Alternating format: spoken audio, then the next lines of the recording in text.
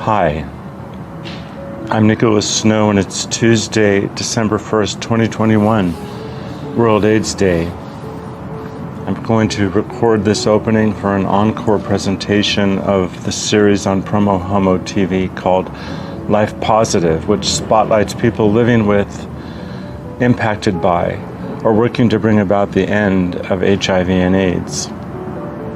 I'm recording this now.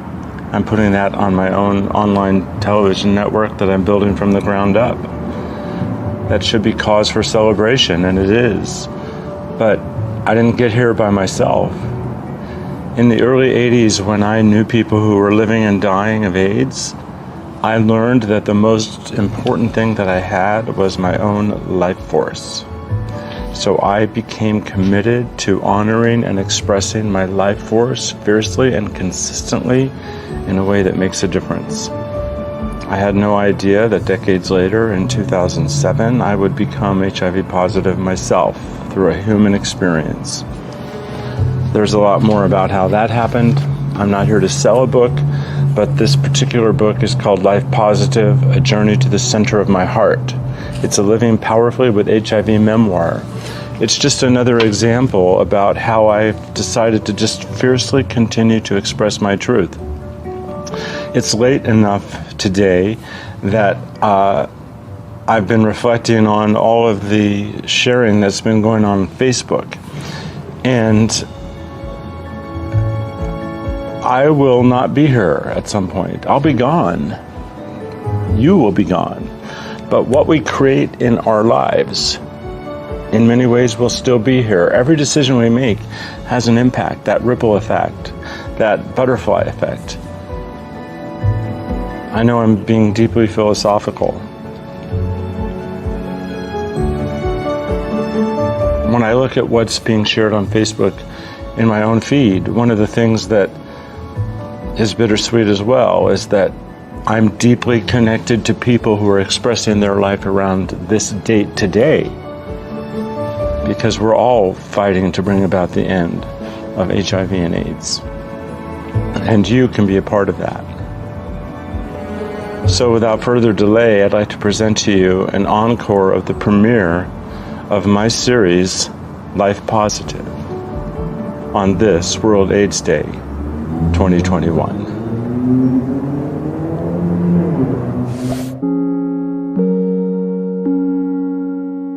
Many steps, but there are 7 essential conversations we need to have, either with ourselves or with other people. First of all, what are our wishes and fears about the future? What do we want? We need to have legal conversations about legal documents, care options, financial, legacy, end of life, and what to do with our personal property.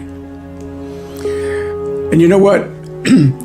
It's really interesting, but since there are conversations we have to have, there's an opportunity to enhance relationships.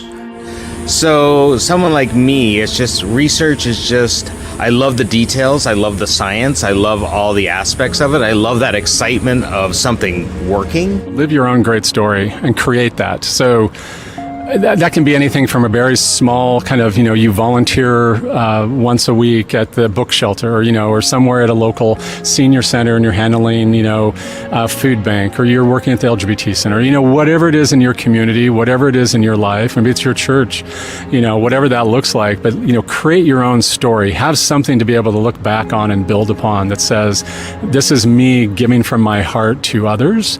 It's not about what you receive, it's what you give. And I believe in giving back, and in turn, if you give, you shall receive.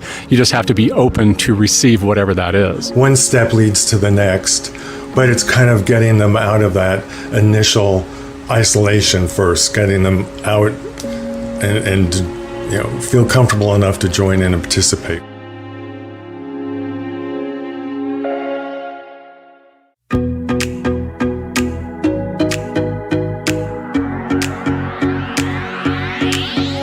Hey everybody, Nicholas Snow here, the founder, producer, and host of PromoHomo.TV. with information on how you can score an exclusive invitation to my 60th birthday party on the patio right here at 849 Restaurant and Lounge. PromoHomo.TV is free across major social media platforms and at PromoHomo.TV. My goal for my 60th birthday is to find 600 people in the entire world to voluntarily subscribe to PromoHomo.TV for as little as $10 a month. If that's you and you subscribe on or before April 24th, 2022, you'll score an exclusive invitation to my 60th birthday party on the patio right here at 849 Restaurant and Lounge. If you're outside the area and you subscribe before that date or any time during 2022, I'm going to send you a surprise gift in the 4th month of your support if you're unable to make the party. I'm also offering through April 25th, 2022, 50% off the business listings at PromoHomo.TV, and my goal is to sell out all of my series sponsorships as well. PromoHomo.TV is connecting the circuitry of humanity by creating programming for LGBTQ plus everyone, and together we'll continue to give the gift of PromoHomo.TV to the world. For more information, simply go to patreon.com/PromoHomo.TV. That's patreon.com/PromoHomo.TV. Signing up is easy. I hope to see you here.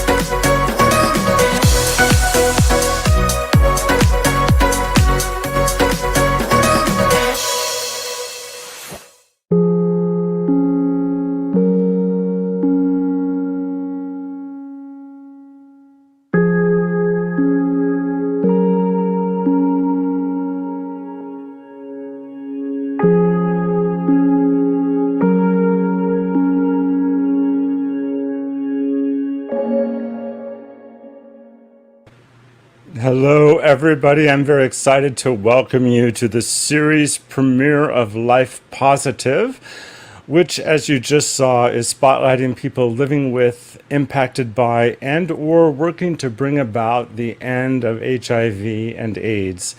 This particular episode kicks off the 2021 fall season premieres on PromoHomo.TV.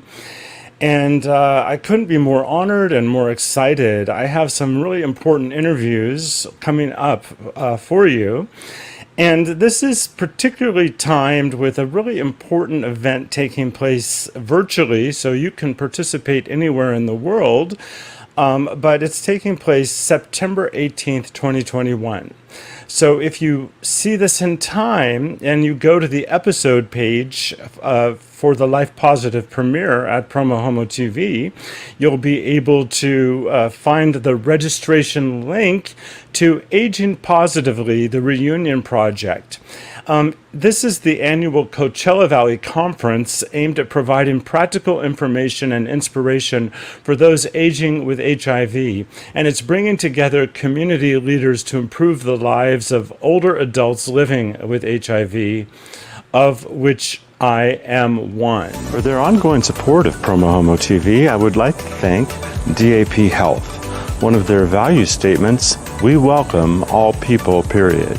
I'm a grateful client of DAP and have been for over 10 years. A big shout out to 849 Restaurant and Lounge, including John Pascal and Willie Ryan, longtime supporters of PromoHomo.TV. I want to give a big shout out to the #ILoveGay campaign for helping to expand PromoHomo.TV across the Twitterverse, and to local media partners, KGay 1065 Palm Springs, and their sister companies, the #ILoveGay Palm Springs podcast and GayDesertGuide.lgbt. I'm a proud media sponsor of Palm Springs Pride. Check them out year-round at pspride.org. And I'm proud to shine a media spotlight on the LGBTQ Community Center of the Desert. Their mission statement, creating vibrant community by helping LGBTQ people along their way. Find them at thecentercv.org. And one of the things you're going to learn about in this series in particular is the existence of an HIV testing safer sex awareness campaign in the form of a song and music video. And you can listen to that song whenever you want by asking your smart speaker to play it. And I'm just very honored about that. It's also available on Amazon. One of the series is on PromoHomo.TV is called Notes from Hollywood. I spotlight all kinds of other people pursuing professions in the entertainment industry, but a storyline in this season will be to follow my own pursuits as an actor. And if you want to follow along with me, you can go to PromoHomo.TV/actor. You met the superstars at the beginning of the show. You can subscribe to this network. It's free, but you can subscribe for a nominal amount every month. And you just go to PromoHomo.TV/superstars for information about that. Now, if you're watching this broadcast live, and we're going out live. We started later than I anticipated because of technical issues. But if you're watching live, and we're going out live just after 8 p.m. on Tuesday, September 14th, Pacific Daylight Time, I'm actually going to give you a custom hashtag at some point during the broadcast. I'm going to give you a custom hashtag. You're going to be able to enter that custom hashtag into the social media comments that you're on the platform that you're watching on. And at the end of the show, I'm going to do a live drawing, and one of you is going to win the bumper sticker that you're seeing right there on your screen. So that's definitely coming up. I already have a comment. And Brett Klein is actually the first person you're going to see interviewed. He's a wonderful person. He comments, "Exciting day and congratulations, Nicholas, on the premiere of Life Positive." So throughout the live broadcast, if you comment, even during the pre-recorded interviews, which I'm going to roll into the show, I can feature your remarks on the screen. So the Aging Positively Reunion Project Conference has been brought together with collaborating organizations, and I'm going to be putting a scroll of the organizations that help make it all possible below. And you're going to be able to be reminded of all the important organizations that participate in the show. Now, I just want to let you know that the Reunion Project has a diverse participant and organizing base. And this series, I pledge, is going to be very diverse. But through circumstances that are beyond my control, my guest today happened to be white gay men. I promise you that I made an effort for a more diverse panel on the premiere broadcast, and it's not lost on me that that's the composition of today's guest, but just know I'm pledged to featuring diverse stories in the series, and I just want to be really upfront with that. Just a reminder that if you ask a question or make a comment during the live broadcast, I may feature your comment on the screen, and when an episode is broadcasting live, you're going to be able to see the custom hashtag that will allow you to enter into the giveaway at the end of the show. So without further delay, I'm going to bring to you the first of 4 interviews that I'm so honored to present in the series premiere of Life Positive. I could not be more honored that my first interview on the brand new show, Life Positive, is with Brett Klein, who I love and respect for who you are in the world. And it's just it's a privilege to talk to you. Oh, that's so sweet, Nicholas. And I feel the same way. I have known you from the very, very beginnings, not your way back beginnings, but, with DAP and so many other things, with positive, HIV positive reinforcement, with all the positive things that we've garnered working together. And I'm just pleased to be here. Well, thank you so much. I'm celebrating my 10th anniversary as a client of DAP Health, and I always put that out there, and it is something to celebrate, which actually leads me to something I wanted to ask you. This series is premiering right before the HIV and Aging Conference. I always feel a little bit odd classifying myself in the group. Not that I'm not getting older, it's just that I've been positive since 2007.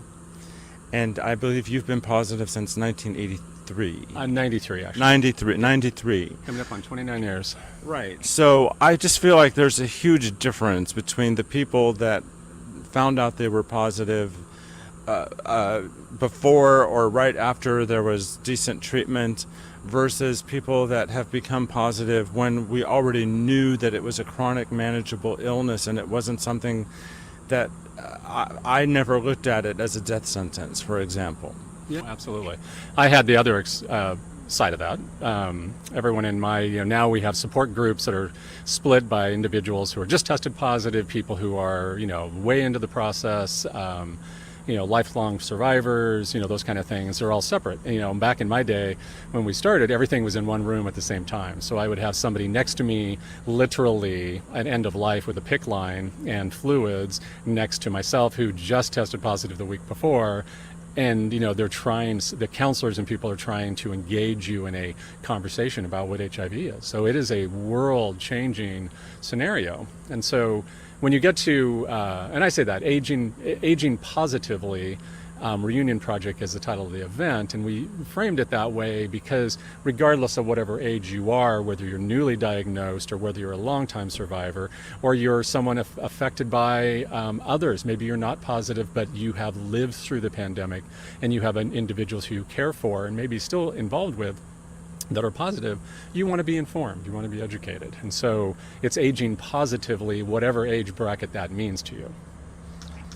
Well, that's very powerful and clarifying. The point that I want to make is that I acknowledge that I've had an easier, gentler path because of the timing of my own HIV positive diagnosis and the health care that was available. And I have the people that came before me to thank for that because of the sacrifices that were made, the research that was done, the lives that were lost, and the lives that were saved. Absolutely. No, and I would absolutely agree with that. I mean, even in 93, thankfully, had it been 2 years prior, I may not be here today. They had just come out with certain drugs and AZT and some others, which are horrific on your body, but those may have been enough to, life prolonging to get to the next drug regimen, to get to the next. So, when you come around 2007 and individuals today in 2021, the hardest part is getting people into care, getting them treated that they actually know they are positive, and then getting them on some type of treatment plan. That's where we miss the boat in many markets around the country and around the world, is that people don't have access to the medications they actually need for life prolonging life. So much I want to follow up on that, but first of all, I want to put us in context. So why are we standing in front of Eisenhower Health Center, and why is Brett decked out with this really fabulous bicycle? What is this about? So you can see You just found me on the street. That's usually how I find men. No, well, no. True. And cyclists. So tell me, put the outfit and the location in context. Yeah. So, the location in context is, it's part of Aging Positively Reunion Project event, honoring National HIV and Aging National HIV Awareness Day. Eisenhower Health is proud to be a host sponsor of the event and has been since its inception. And I work for Eisenhower Health. I am also not only involved intimately in the planning of the event, but I'm a client. And so, my care coming to the desert, I had exceptional care with my provider, Dr. Michael Hughes, and I've had excellent HIV care, and I couldn't say enough about our plan. And it's not because I'm an employee, but I am a happy client with Eisenhower, and I'm also very proud that my employer also, takes interest in these type of events and is a very strong supporter of HIV. And the outfit and the bike. Yeah, and the outfit and the bike. So the fashion of the moment. Fashion of the moment. So as you can see, HIV positive, I wear it proudly. This is part of Positive Peddlers, part of AIDS Life Cycle. I am now was going to be in 2019 or in 20. I was going to ride my, it'd be 20 years since I rode my last, AIDS or California AIDS ride, which is now AIDS Life Cycle. And of course, those got canceled, and we did virtually for the last 2 years. But now it's back in force, and we are planning to ride again, which is from San Francisco to LA, June 5th through 11th, 2022, and it's 545 miles. And I am going to ramp up, and I'm going to ride with 3,000 other riders and raise funds for the LA Gay and Lesbian Center, which is where I was diagnosed, where I got my initial care, psychological help, medical help, all the things I needed, and then San Francisco AIDS Foundation as well. And so I'm proudly riding with a group here in the desert that raises a lot of money for HIV, and we have probably about 75 riders that will train with us all season and then ride with us next June. And so I proudly wear this outfit, and I ride as much as I can, even though our weather's a little balmy at the moment. And but getting out and riding is a good thing, and it's healthy. And I know that this isn't a secret, but how old are you? I am 60 this year, so I just turned 60 August 5th. So it has been, it is funny, people say, oh, at this date, certain things happen, and I'm sweating more, I'm doing different things, all these different things. I'm like, am I having male menopause? What is this? And then they're like, no, you just, it's 120 outside. You're just getting back out on your bike, and, and who knows, but the reality is it's the whole concept of aging, and what does that mean to you, and do you need to buy into it? That's always my thing. Do you buy into the aging aspect, where you think aging means I'm old? No, aging just means you're an educated adult and you are moving forward in whatever that is in your lifestyle, and you get out there and still work hard. You still get out there and work out, or you go to the gym, or you socialize, or whatever it is. You volunteer, which I do a ton of. It's those kind of things, instead of just sitting in the house watching TV and not being active. I hear you. As my audience knows, I've lost 65 pounds in the last year and a half. You, my friend, are. I remember you, and I was always your supporter and never like body shaming. But I am so proud that you have just mentally and physically, got yourself into a healthy place that you want to be for you. Well, I put on a lot of weight because of an illness and a medication and an unknown issue. And once I've connected those dots, I really, with supportive agencies like Eisenhower Health, with DAP Health, with the center, with the other organizations that are involved with this conference, with advocacy around us, I've learned to become my own self-advocate rather fiercely. Yes. And I access mental health care, I access a registered dietitian, I use 12-step programs, and around health and nutrition, I use an app called MyFitnessPal. I do as well. And every single thing I've eaten for the last, 600 days I've entered. Oh yeah, no you do. You become a slave. This is where you become the weird slave to it. My partner and I, my husband, we also have our Apple Watches, and so you will be watching a movie and you're engaged and you're right in the middle of the scene, and your phone goes off or your watch goes off and says, you got to get up and walk. And that damn app. Right. And we do. We stop, we put it on pause, we both get up and we walk like for, 20 feet, and we walk back so we can say we're active. You did your stand goal. Did my stand goal. Now, I also participated in an interview series that you participated in that was created to help promote the upcoming Aging Positively conference. It's upcoming if you're watching the premiere of Life Positive on September 14th. The conference is on the 18th. But one of the things that we were both asked is, what would we say to someone that it was newly discovered they were living with HIV?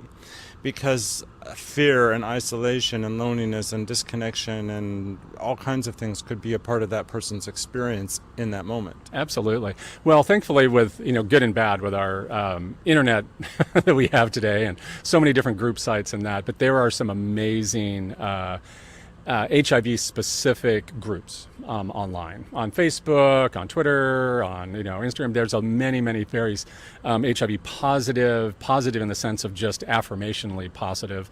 People that are having, you post a question out there, you post a dilemma, and you will have 50 people who are giving you immediacy. If you said you needed a place to sleep this weekend because you were just kicked out of your home, you would have people ringing your number and saying, I have a camper, I have a whatever, let me find you a hotel. It's that type of support system. And many of those individuals are people like myself that have been living with it for a very long time, and others that have lived longer than I have that are giving back. Because they lost so many friends and so many family members throughout this time that now when somebody reaches out, you want to give back. And so the other side of it is volunteering. The LGBT Center has a great group of individuals. While they may not be openly HIV positive in the sense of they have a group for it, you start volunteering with them and you meet so many people that are sharing your same story. And saying, it's like, oh, I've been positive. Oh, I'm positive too. And, and it's just, it's a matter of fact. And it's just another piece of saying, maybe I have diabetes, maybe I have whatever, illness, and people are there to support and to, shore you up on your bad days and to, help you along the way and whatever that is. And likewise, it gives you a place to give back. It gives you personally, and that's what I love doing, is giving back to other individuals to say, let me help that person in some way, shape, or form. So there's a lot of stuff out there. People just have to step out of their boundaries a little bit and embrace that. And it can be as simple as just going to a social mixer somewhere. There's a bunch of different ones locally that you can just pop in, and they're HIV, you're HIV positive, and it's never really asked. That's just what it is. And the conversation is about what movie this weekend. It's not about the illness. It's about just social engagement and getting you out of your funk. So there's a lot of stuff out there. There is. Now, one of the things that I think is surprising about Palm Springs is that stigma against people living with HIV is as real as ever. Even in one of what you would expect would be one of the most accepting, open, and supportive communities, which in many ways it is.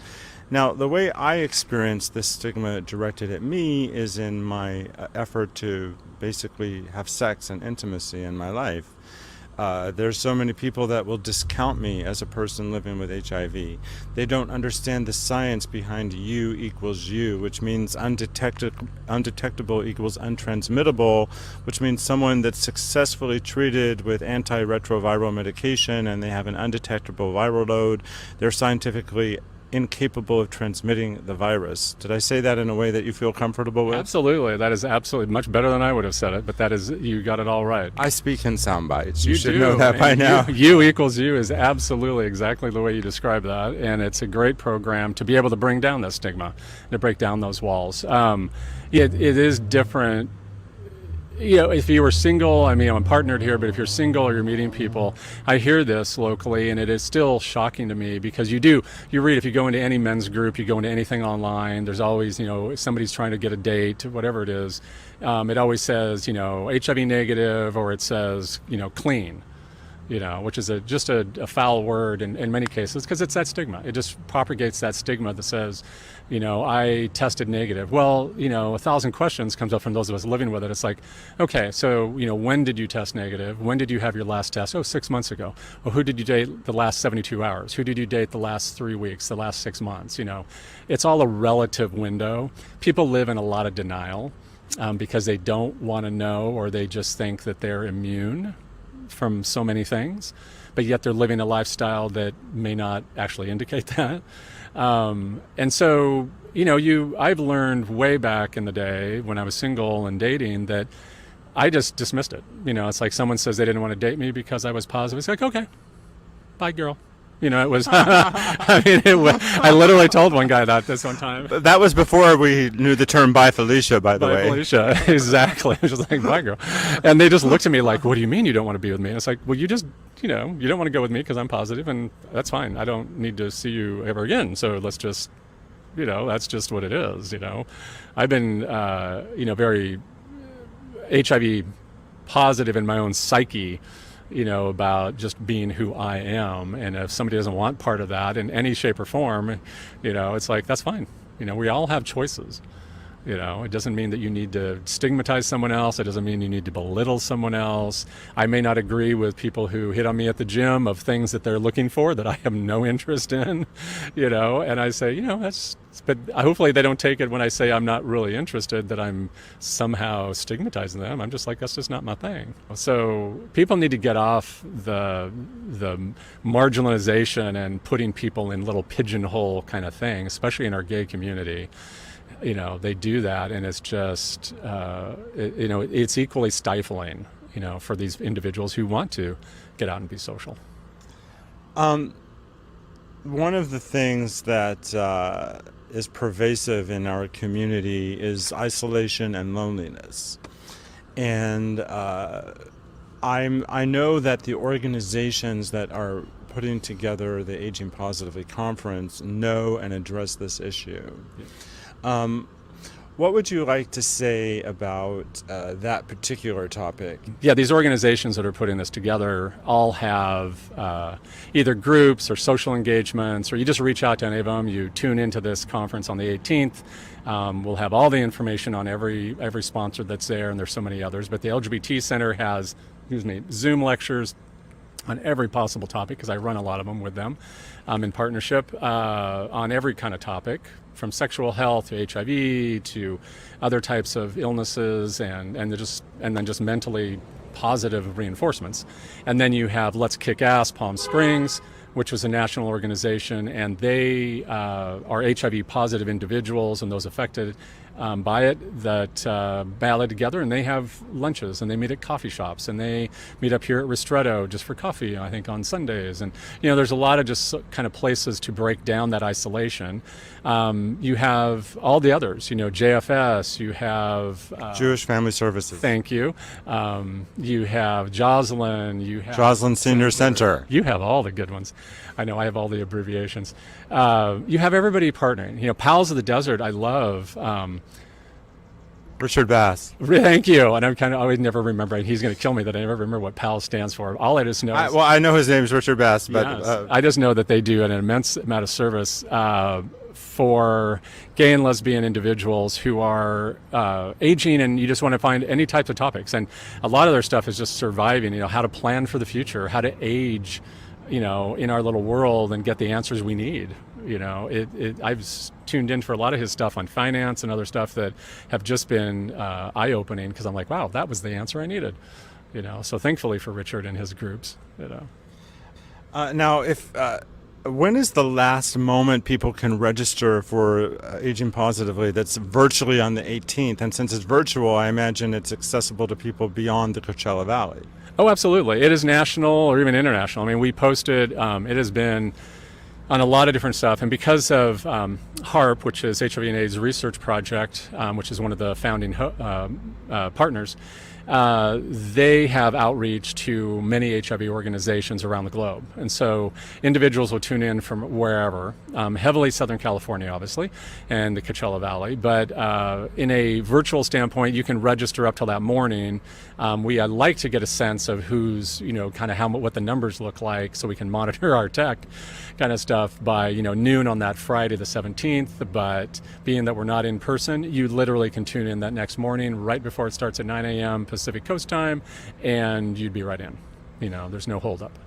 And I happen to know that people will watch this episode over and over again in perpetuity. So the Aging Positively Conference does happen on an annual basis.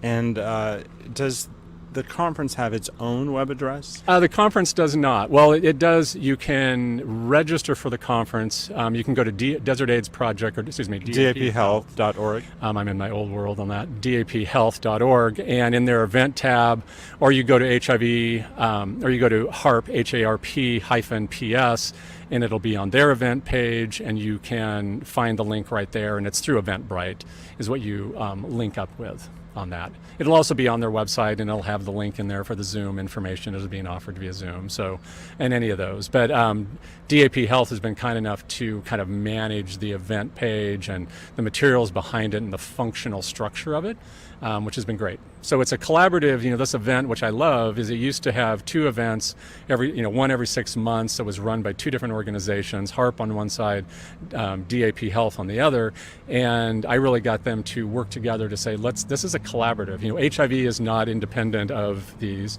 We're spending tons of resources and staff time and trying to get people engaged and speaking, so why don't we do it once a year on the national date for awareness for HIV, and let's be a collaboration. Let's actually break down those barriers and those stigma between what people sometimes think is competitive organizations, which we are not. We all serve independent needs, we all serve the community at large, and we all partner together. Eisenhower is a strong partner with every single one of these organizations. We volunteer for them, we support them financially, we're at their walks, their dances, their whatever event they're doing, we are there as Eisenhower. And then conversely, every time we've ever done anything, DAP Health is right there with us. The center is always at the front line with us. PALS, JFS, Jocelyn, Let's Kick Ass, everybody is in there. So it's a very nice collaborative agreement. And almost every organization Brett just named has a really great newsletter. For example, the LGBTQ Community Center of the Desert, they're all about creating vibrant community. They have a great newsletter. DAP Health and Revivals that are connected with each other do their regular newsletters. I'm sure Eisenhower has a newsletter. We have our newsletter. You can go onto our website, and ours comes out monthly. We're not a marketing kind of thing, so we talk about our lectures. We tell that. You can sign up, and we get a quarterly magazine we send out. I will say DAP Health just created, Stephen Henke has done an amazing job with their marketing as their brand engagement person. With all of our marketing behind this event, but also just for Revivals and for DAP and their messaging of healthcare. They have a new magazine that just came out, which is spectacular.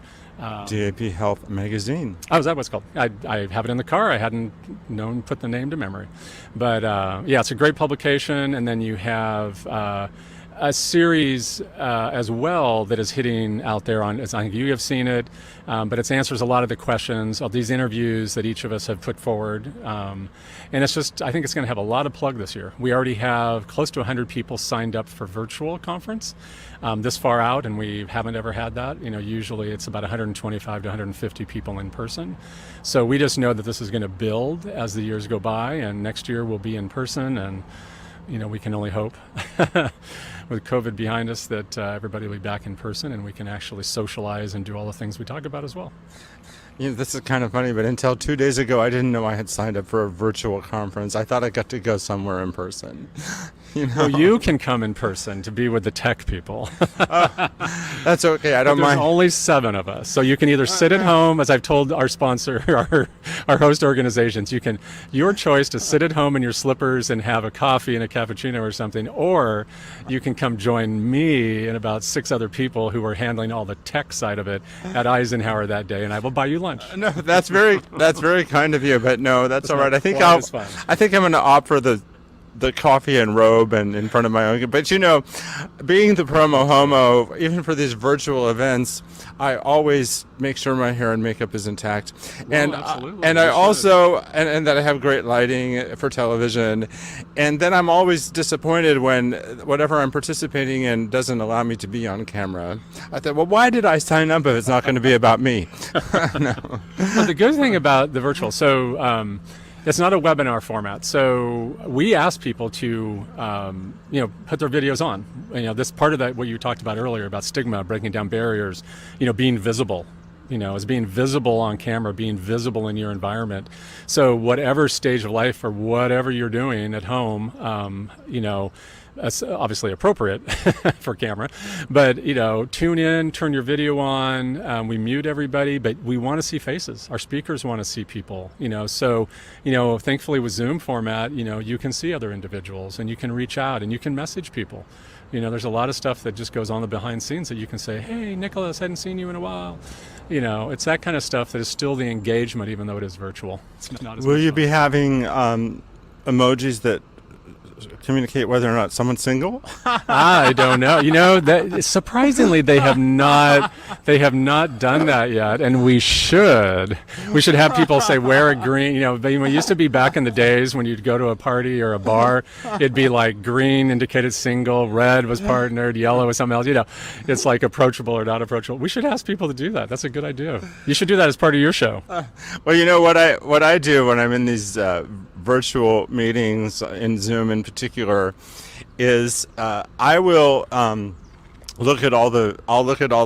listen to what's going on, but while I'm doing that, I'm looking at all the participants, and I'm making their video full screen, and I'm studying their design tips and figuring out, it's like, it's kind of voyeuristic. It is. Well, that's part of it, and that's what our culture has become right now. I mean, good Lord, with TikTok and all these other things, I don't have enough time in the day to, you can get sucked into that void really quickly. And that's the thing that I would tell people too. To your question earlier, it's like the isolation. That in itself can be isolating. So if you spend your entire day and all of a sudden you realize, I've been on Facebook for the last hour and a half, whatever that is on a weekend. Well, wow, what could you have done for that hour and a half to go out and walk in the park? And maybe you just might have met someone along the walkway that you just said hello to and strike up a conversation. There's a lot of stuff that can be done that is not sitting just behind your computer or at home. Well, I am so looking forward to these real world opportunities. Just to maybe tell you something you don't know, but to refresh my audience. So Life Positive, the new television series on PromoHomo.TV, is inspired by my own book, Life Positive, A Journey to the Center of My Heart, a Living Powerfully with HIV memoir written as I lived it. And I became HIV positive while living in Thailand. Not Thailand's fault. I'm a responsible person. I made the decisions that put me in that situation. But I decided to go public with my story in a part of the world where there was a lot of invisibility and stigma around the issue. And that book ends when I return to Palm Springs and I move into the Vista Sunrise Apartments that's affiliated with DAP Health and start to rebuild my life. And who knew that in the next 10 years, PromoHomo.TV would be born, this TV show would be born. But it is about giving so many different people the opportunity to express their life force as I do in a way that makes a difference. And I really thank you for being one of those really powerful, passionate people in our community. Well, thank you. I appreciate that. That's very touching. I feel the same way. I said I've known you since you came to DAP. I was working there at that time. So I'm just fortunate that you're still here with us and that you're out here and you're being a voice for our community that is so richly needed in many ways. I mean, you're at every event. You can never, if you pick up the phone and you ask Nicholas to be there, he's there. It's been hard during the pandemic, but I'm really looking forward to being out on, I could have done this virtually, but I'm going to go out of my way not to do things virtually if I can. Well, absolutely. And I appreciate you doing that because I'm like, well, when you said, hey, can we, when are you biking? And I said, well, I'm going to bike Sunday. So why don't we just get together and let's be outdoors and let's do it right. Being the television producer, I wanted, the outfit and the signage and great lighting, but not intense heat. There's all sorts of things that go into this. I want to wrap it up on an inspiring note, direct to camera. What would you like to say to anybody watching from any walk of life to inspire them today and in the future? For me, it's really my mantra since kind of 2019 is, live your own great story and create that. So that can be anything from a very small kind of, you volunteer once a week at the book shelter or somewhere at a local senior center and you're handling, food bank, or you're working at the LGBT center, whatever it is in your community, whatever it is in your life, maybe it's your church, whatever that looks like. But, create your own story, have something to be able to look back on and build upon that says, this is me giving from my heart to others. It's not about what you receive, it's what you give. And I believe in giving back, and in turn, if you give, you shall receive. You just have to be open to receive whatever that is.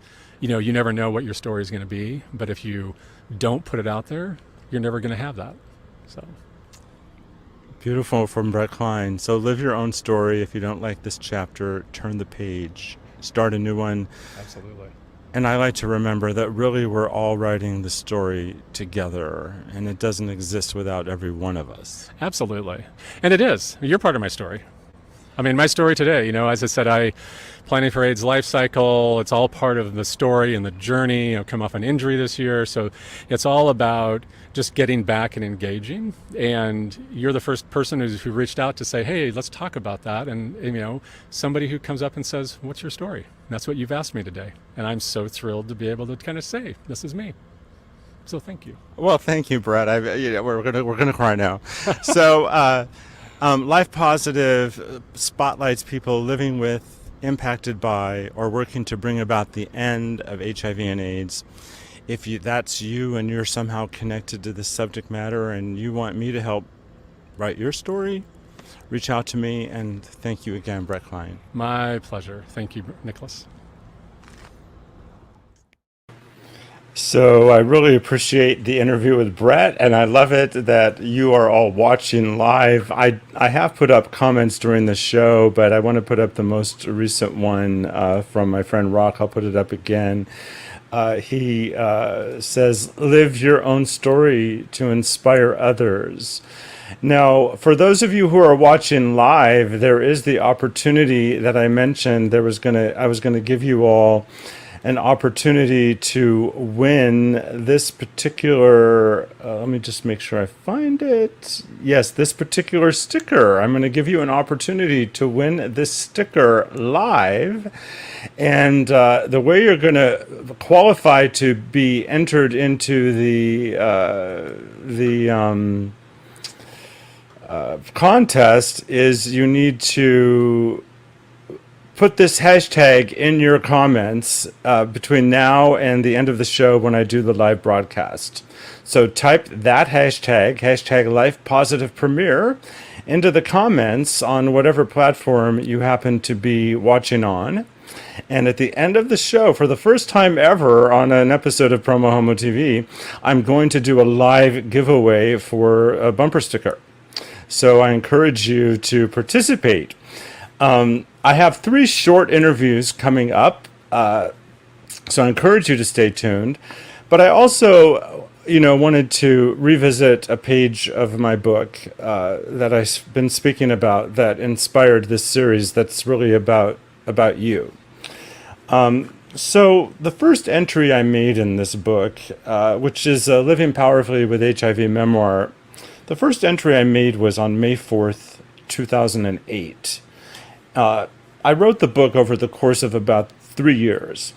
And at some point, I wrote a particular page, and I think it was earlier in the process of writing the book. But the page that I wrote well into the process was so appropriate that I put it at the beginning of the book as a prologue. So this was like anywhere from 10 to 13 years ago that I wrote this particular page. And I wanted to read it to you now because at the time, who knew what was next? And I continue to write my own story, and I want to inspire you to do the same. But I'm going to read this page, and I think you'll get the gist of it. What if you saw a help wanted advertisement online or in the newspaper that went like this? Wanted, entrepreneurial activist. Job description. Honor and express your creativity in a way that makes a difference. Responsibilities.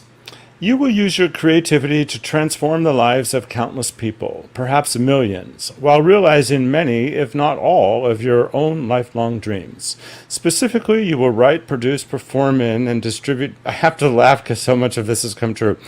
Specifically, you will write, produce, perform in, and distribute music, TV programs, motion pictures, and additional multimedia entertainment programming for international campaigns integrated with online social networks in strategic partnership with leading media artists and activists. I swear I haven't read this page in a long time. I just knew I was going to read it in this show. And it's just like I'm having a wow moment because I wrote this like 13 or 14 years ago, actually 10 to 13 years ago. In this job, you will meet, collaborate with, and tell the stories of some of the world's most courageous people. Along the way, you will use your existing and increasing media spotlight to further your community service projects. In the context of this work, you will travel the world on a consistent basis. I sound full of myself now. You have to be full of yourself. You have to, really. In the context of this work, you will travel the world on a consistent basis, giving inspirational speeches and live performances while spotlighting the accomplishments and needs of organizations and individuals in the communities that you visit. Office hours, you set your own hours. Office location, you may telecommute to work from anywhere. The fine print. This position does not exist, nor does our company. You must take the lead and create all of this yourself.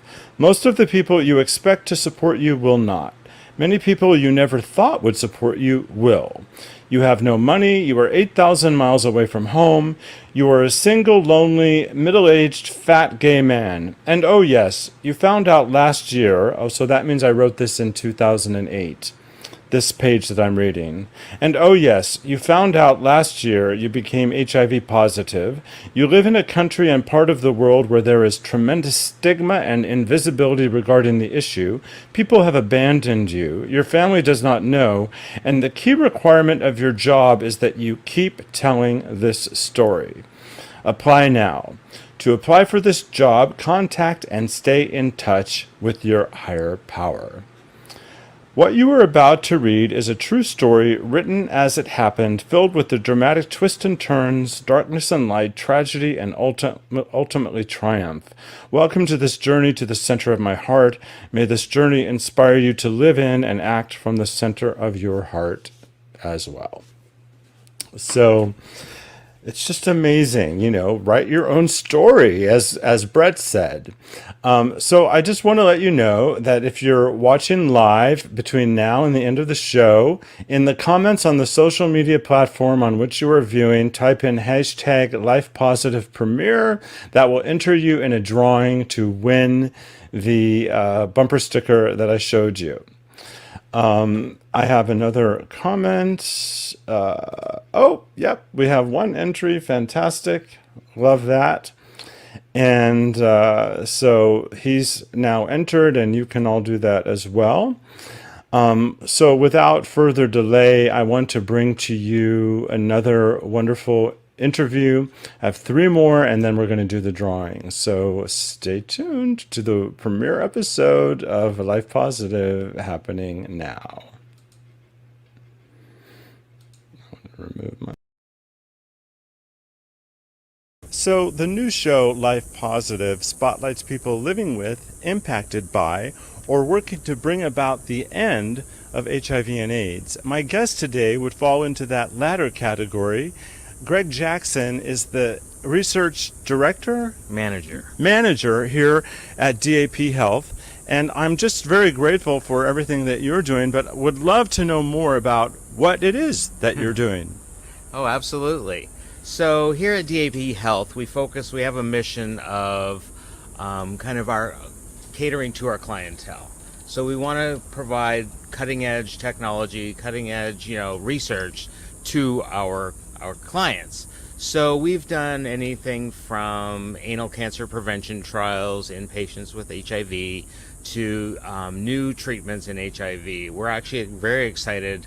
We're about to start with a new class of agent for HIV, which has never been seen in anyone else. And we were lucky enough here at DAP to get such a trial. So it's a novel class of agent, going away from all those other agents that we've seen. All right, so for the layperson, of which I would consider myself, what do you mean when you're saying a novel class of agent? What does that mean? So HIV is a virus, as you know, correct? So there's a lot of different pathways, and the drugs up until now, all the drugs that we've seen, the antiretrovirals that we've seen in HIV, have targeted specific pathways along the way.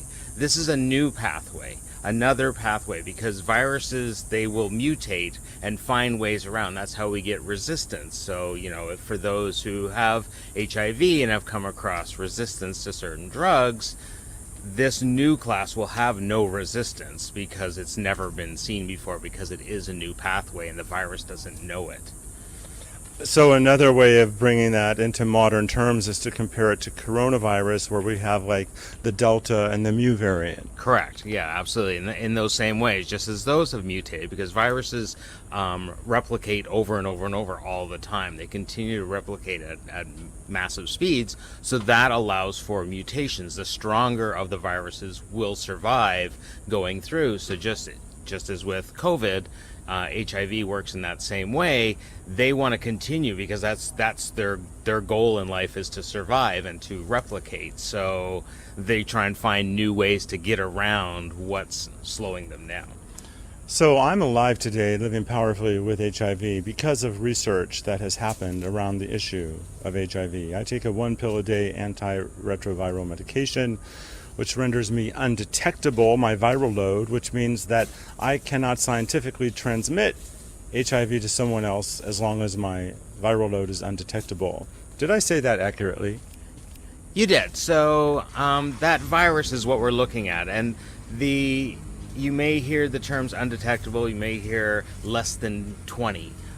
Things like that. So that's where technology comes into play, because less than 20 is kind of the most sensitive test that we have. And actually some of our studies are even looking at more sensitive tests to do what's called a low count viral load. And you can actually get down to, we've seen patients with a viral load of 2. So they have 2 copies of the virus that they are still undetectable, they are still untransmittable. But now, as technology moves forward, just as we're seeing with the new antiretrovirals. Okay, just a couple more questions. What has inspired you to do this work in your life? So I've been in clinical research for over 13 years. I used to do cancer research, and then I took a step back and I came back into research because I missed it. So someone like me, research is just, I love the details, I love the science, I love all the aspects of it. I love that excitement of something working. Just as it fulfills me even just when the troubles come as well.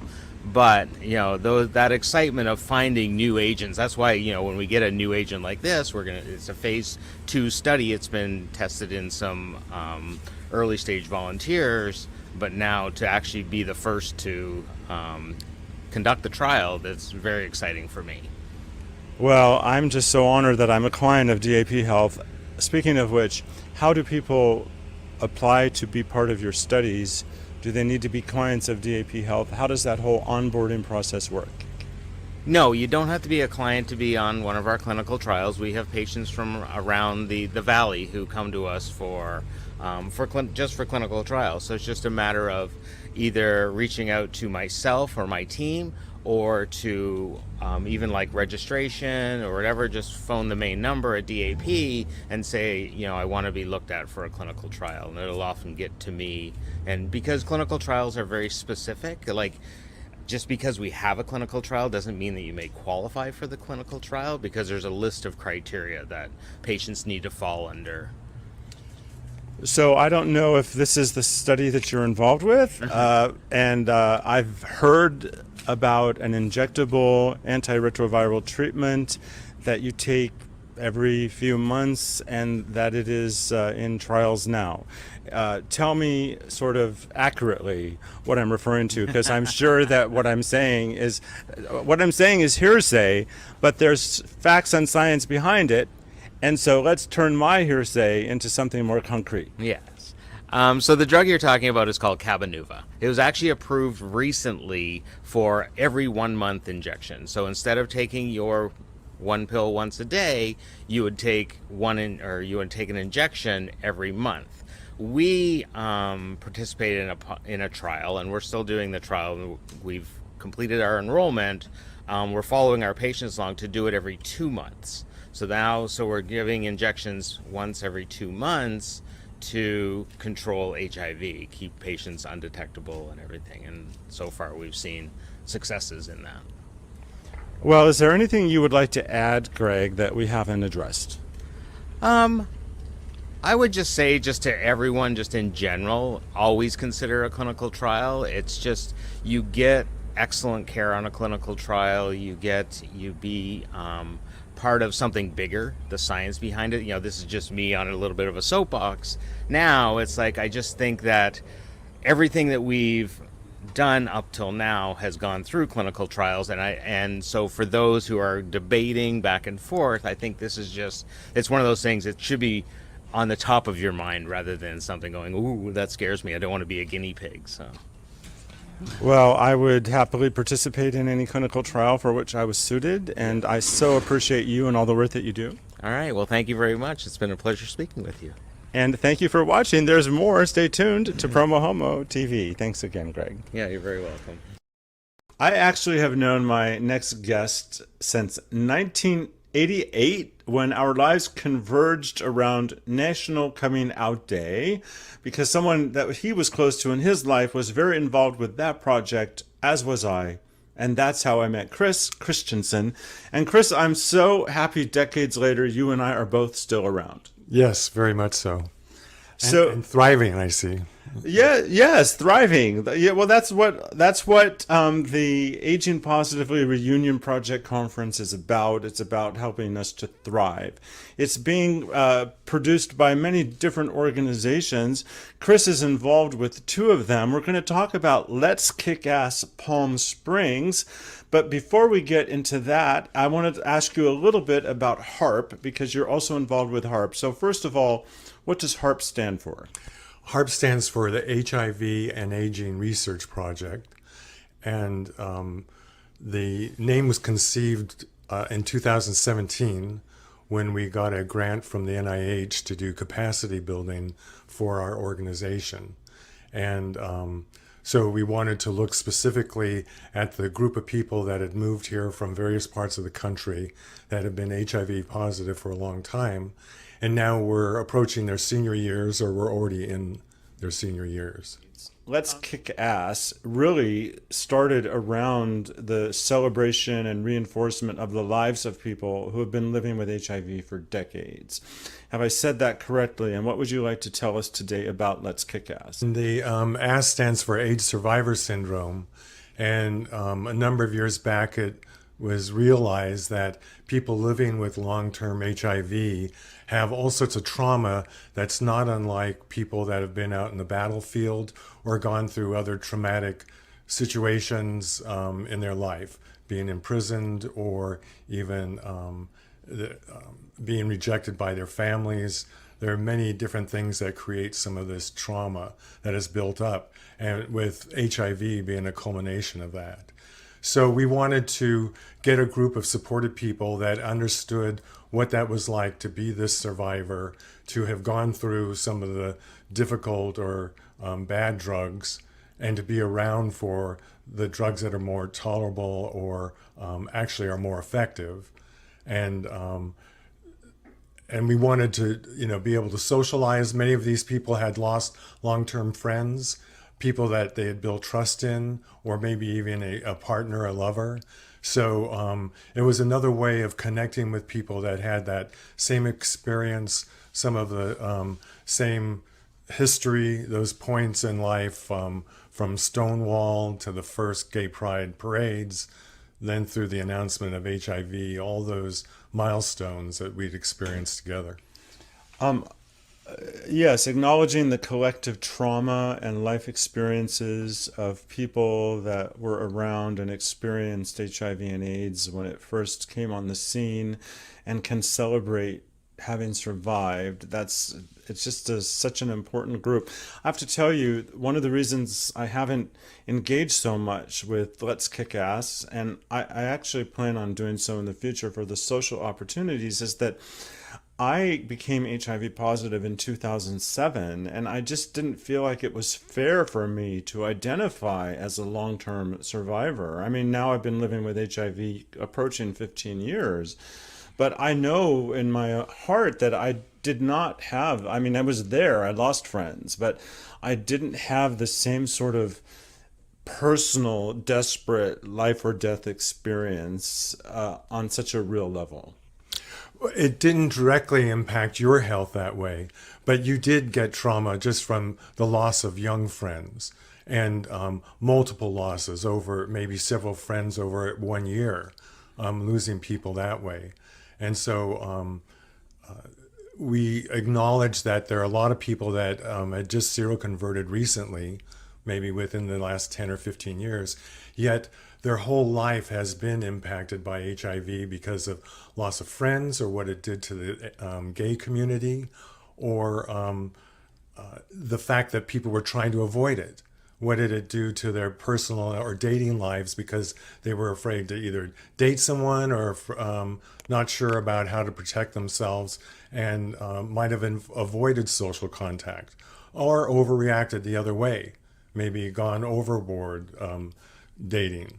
5 boyfriends at once. What's that? I would be happy for one. Yeah, Thank you. that would create trauma.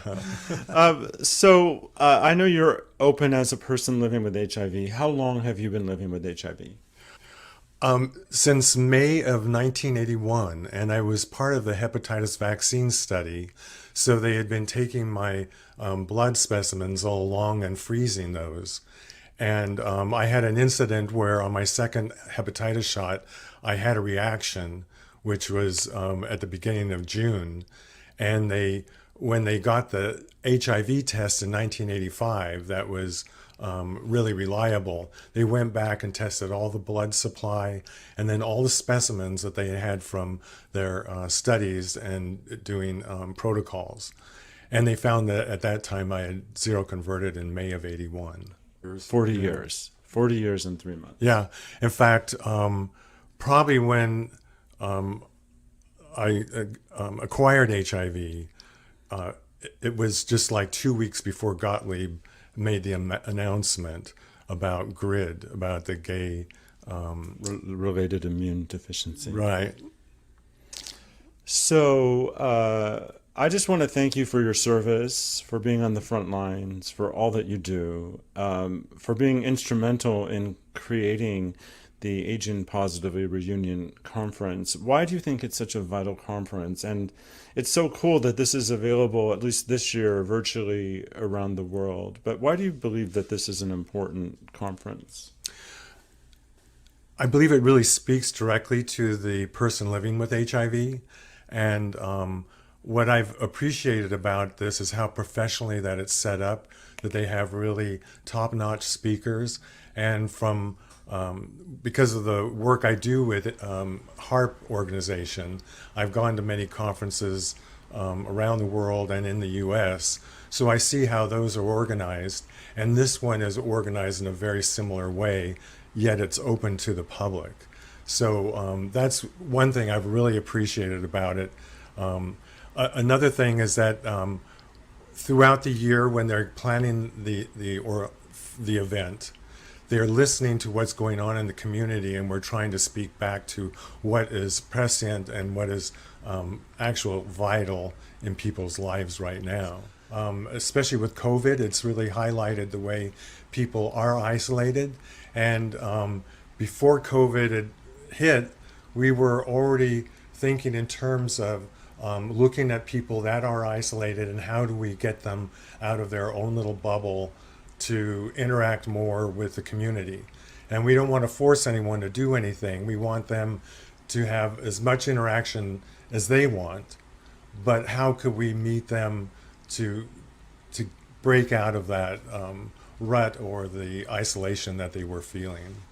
So overcoming isolation and loneliness is a primary goal of most of the organizations, if not all of the organizations that are participating in this conference. And I know that I personally experience isolation and loneliness right now.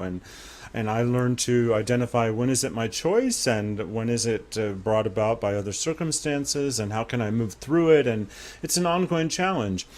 people will see this episode well beyond the actual conference, but anyone who's seeing it before September 18th, 2021, you have the opportunity to participate virtually from the links in the comments section and the text associated with this broadcast. I want to conclude by saying a little bit more about Let's Kick Ass. ASS stands for AIDS Survivor Syndrome. It was founded in San Francisco. A chapter started in Palm Springs. I was at one of the first meetings, I believe. But it's also very much about overcoming isolation and loneliness and providing social opportunity. It's like one step leads to the next, but it's kind of getting them out of that initial isolation first, getting them out and feel comfortable enough to join in and participate with us. And what is the official website address for Let's Kick Ass Palm Springs? It's lkaps.org. Well, thank you, Chris, for talking to me today. Thank you for having us and featuring Let's Kick Ass. We appreciate it. And for those who want more information, go to lkaps.org. And thank you for watching. You're in for a treat for several reasons, not the least of which is my guest, Richard Bass, who is the founder of PALS, which stands for Planning Ahead for LGBTQ Seniors. And another wonderful treat is that this is the first interview I've ever done showing you the real space that I live in here at the Vista Sunrise Apartments, which is the affordable housing complex affiliated with DAP Health. And this apartment where I live is how I am planning ahead for my future, and one of the reasons that I'm living powerfully with HIV. So, and what you're seeing over my right shoulder is a California king-size loft bed, which was manufactured, incidentally, by a lesbian. Shouting out to our lesbians who can build loft beds for 6'3.5" giants like me. Enough about me, Richard. First of all, I was aware of PALS when you launched, and what a great service. Tell me in a nutshell, and my viewers, what is PALS, and how did it begin? PALS stands for Planning Ahead for LGBT Seniors. I started it 8 years ago. We're starting our 8th season of seminars right now. I was witnessing friends of mine and partners of friends. For instance, a friend of mine's partner was living with leukemia for 2.5 years. One day in the afternoon, about 3 o'clock, the cancer blasted his nervous system and he became paralyzed. And I went over to visit. It was so chaotic. No one knew what to do. They had not made any plans on care or end of life.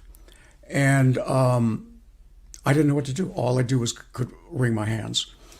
In the meantime, I found out as I was reviewing my will that in my will, it said that I wanted to stay home if I needed long-term care.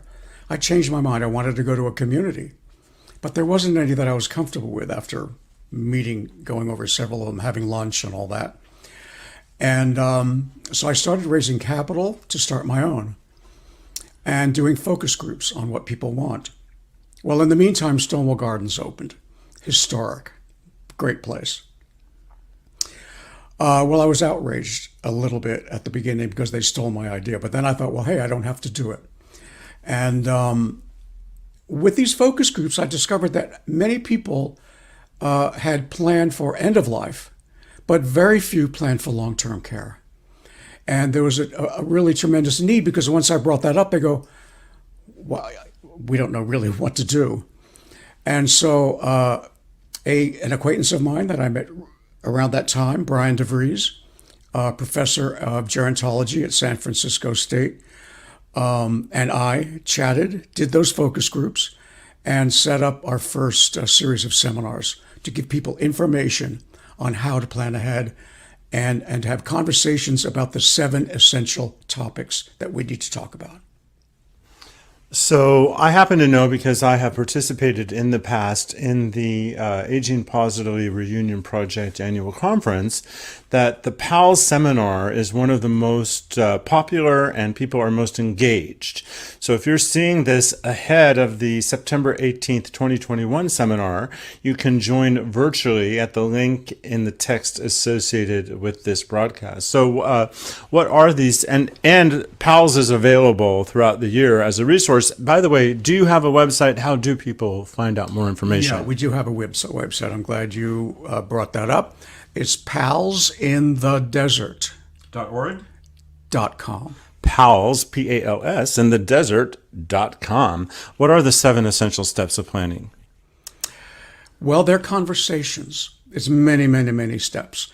But there are 7 essential conversations we need to have, either with ourselves or with other people. First of all, what are our wishes and fears about the future? What do we want? We need to have legal conversations about legal documents, care options, financial, legacy, end of life, and what to do with our personal property. And you know what? It's really interesting, but since there are conversations we have to have, there's an opportunity to enhance relationships. Like, one of the things we need to do is to create scenarios. Like, what if I fall down at home and I'm unconscious? What's the plan? Or what if I become ill or I have surgery? What am I going to do for my meals? Well, in the process of having these conversations, we talk more personally to people. And like, I know my life very often for many, many years was all about brunch conversations. We had a wonderful time. But then... who doesn't love a brunch? Then, as I was getting older, I had more concerns and I added to my repertoire of conversations. May I give you the key to my place in case anything happens to me? I asked my brother. I'm blessed to have a brother. Many people don't have people who they can really ask. Will you be my power of attorney? He wouldn't talk about it for 2 years. And so finally I said, okay, Jack, I'm changing my will. You need to give me an answer. And he said, well, fine. If anything happens to you, I'll sell your condo and it'll be fine. I said, no. I didn't realize, see, I'm learning as well. I need to explain what it was to be a power of attorney for someone, to take over their life if they become incapacitated. So he thought about it for a little bit and he said, okay, fine, I'll do it. That's all very important, especially for long-term care, because if we need help with daily living, for instance, and we look into assisted living or board and care or hiring a home health aide to come help us, that's all out of pocket. It's not covered by medical insurance. The hospital, obviously, the medical, skilled nursing is covered. Some skilled nursing have Medicare beds, but we really need to explore the cost of the care. And very often we need to activate our friends to help us out. So we just don't want to wait.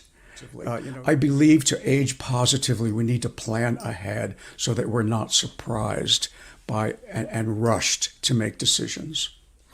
And now you have an idea about why the PALS seminar is always very popular. There's just not enough time, especially in this interview, to cover all the topics we need to cover. So people can go to palsindthedesert.com for more information. And what sort of resources are available at the website? We have a resource page that would give resources for financial help, for legal help, food assistance,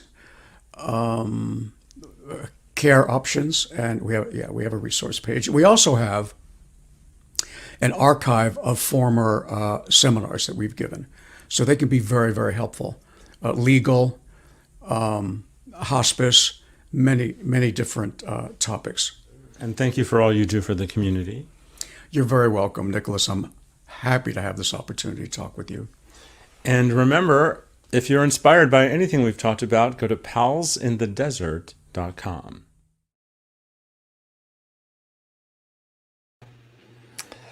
So there you have it, some very important interviews. And once again, if you're seeing the broadcast before September 18th, 2021, you can find a registration link. You can participate worldwide from the virtual, it's a virtual conference in 2021.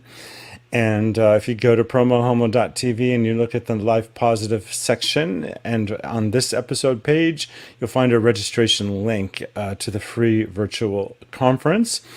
And I have some news for you. I do have a winner to the prize. So this is the prize. And earlier in the show, I gave out a custom hashtag for someone to enter. And what would ordinarily happen now is I would open up a window and I would press a button and it would spin a wheel and it would choose someone. Thankfully, tonight we only had one entry because the wheel isn't working, but I know who comments because I can see the comments. And Rock, you won the sticker. So congratulations, Rock. You won the official sticker, which is right there. And you know how to reach me. Send me your mailing address and I'll be really honored to send you the sticker. I'm really grateful to all of you who've tuned in for this premiere of Life Positive. It's the first episode, and of course, it's a work in progress, but I feel like we started out at a high note. And I appreciate your participation, and I look forward to welcoming you again to any of the shows at PromoHomo.TV. Until next time, I'm Nicholas Snow. Just can't get enough of your energy. I just can't.